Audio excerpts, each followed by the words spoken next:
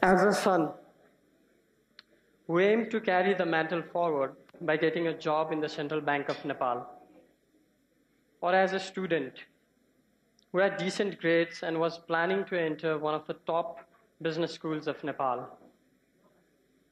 or as a normal person who till then had not achieved anything special or had not done anything special in his life and was one among the crowd. What do people expect from him? I mean, what do you expect from him? At best, he might have made it through, and he is now working in the central bank, serving his nation as a government employee. Or at least, he might have cashed in his MBA degree and is now working in a corporate world. But ladies and gentlemen, I'm sorry that I've disappointed you.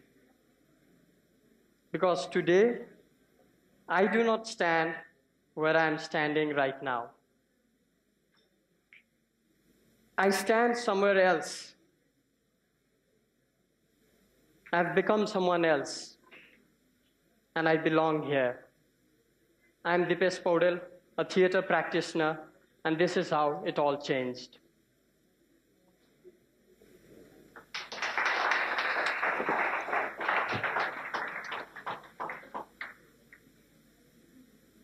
Chapter 1.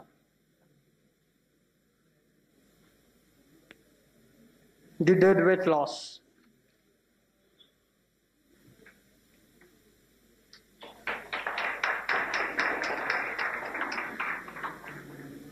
About 6 years ago, I was sauntering the streets of Kathmandu with one of my friends who had just returned from the UK. He was a photographer, and I was a clueless person till then.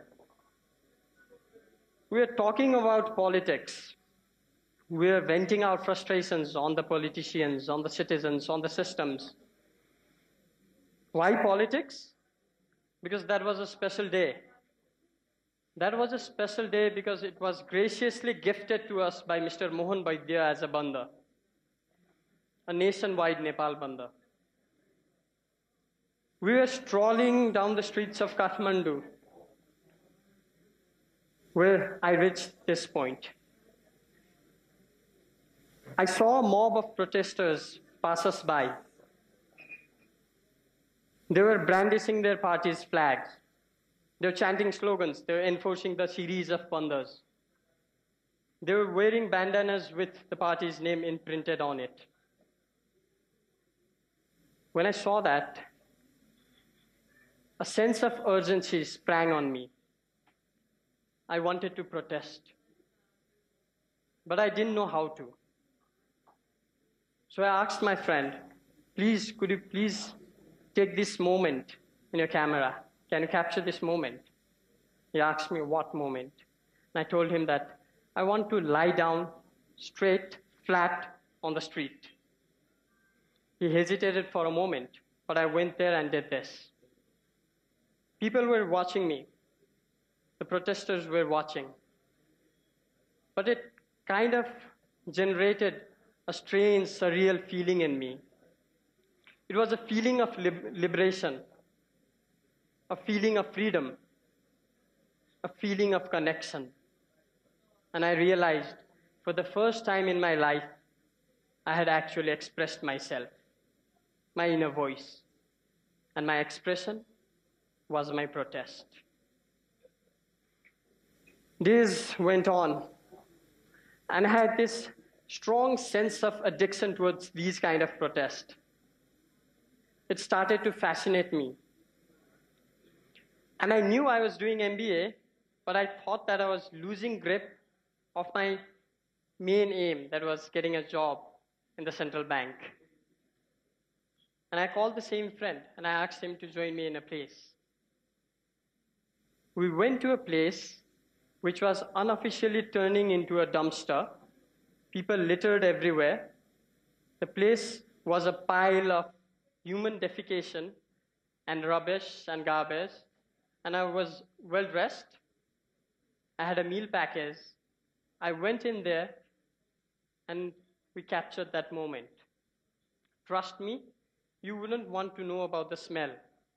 Simultaneously, it smelled like a cheese factory and a large human pile of puke.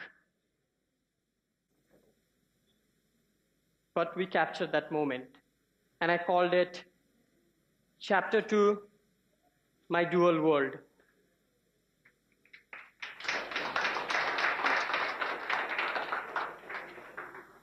Things were getting addictive to me.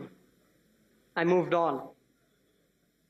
And I quickly crafted out my third chapter. I took the ultimate holy dip in the holy river Bagmati. Chapter 3, the ultimate holy dive.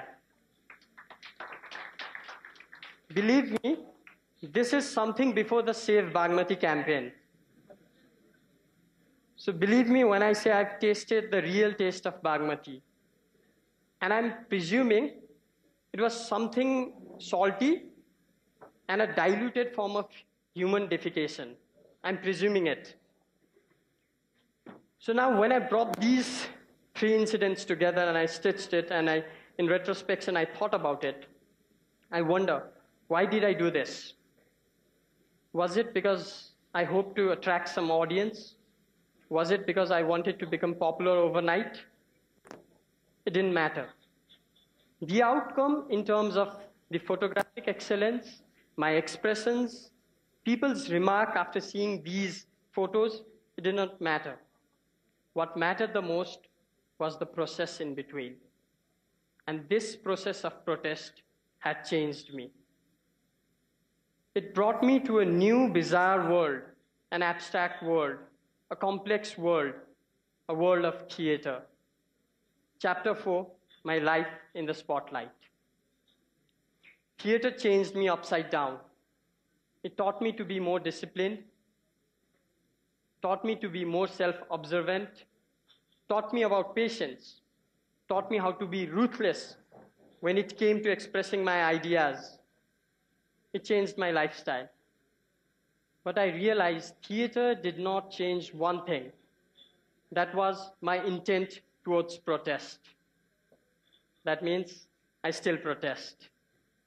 Today, I protest against myself. Whether it's acting, writing, or directing my actors, I need to protest against myself. I need to unlearn and learn again. I need to protest against my stereotypical thoughts. I need to make myself believe that I can do it. Today, I protest against people who surround me, the Bimala aunties and Kedar uncles of my life, with whom I have these kind of conversations. They call me up and say, Babu, ke gardaishas? Auntie, rangamanchma छु, नाटक गर्दैछु. ए बाबु, नाटक त गर्दैछस्, तर काम चाहिँ के गर्दैछस्? I protest with these people. I protest with people who meet me and greet me with cringed faces and raised eyebrows when they know I'm into theater despite holding an MBA degree. I protest against all of these people. Why do I protest? Because there are lots of things that needed to be changed. Because the world isn't the world that I want it to be. I protest because I exist. Just think about it. We all have that protest in us. Who knows? The protest in you might be your game-changing story of your life. For me, things are simpler. I'll move on, I'll go here, I'll go there, I'll go anywhere. I don't know where I'll go. But one thing is for sure. Wherever I'll go, my protest will still live on. Chapter 4, the continuation.